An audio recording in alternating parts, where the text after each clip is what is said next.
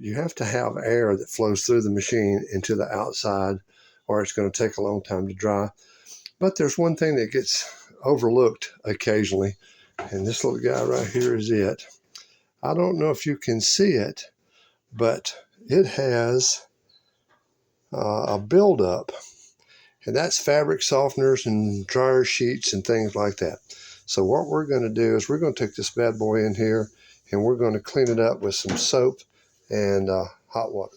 All right, to clean this up, basically all we're going to use is hot water. So make sure that water is hot. See how that water is beating and won't go through? Well, if that won't go through, neither will air. So we're going to use just a little bit of dish soap. A little bit of dish soap. Put a little on there. And then we're going to scrub it. And this is built up from years of fabric softener and dryer sheets. Those dryer sheets have silicone in them, and so it tends to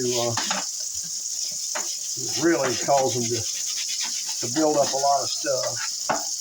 But this will help right here.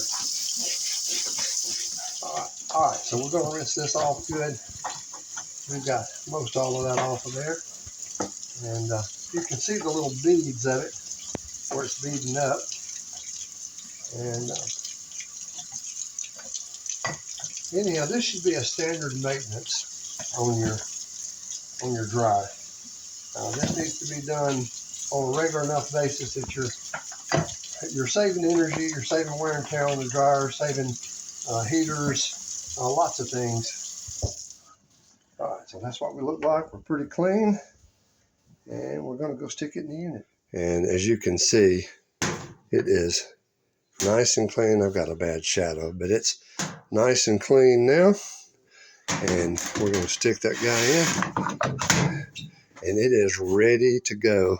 That'll make a huge difference in how it dries.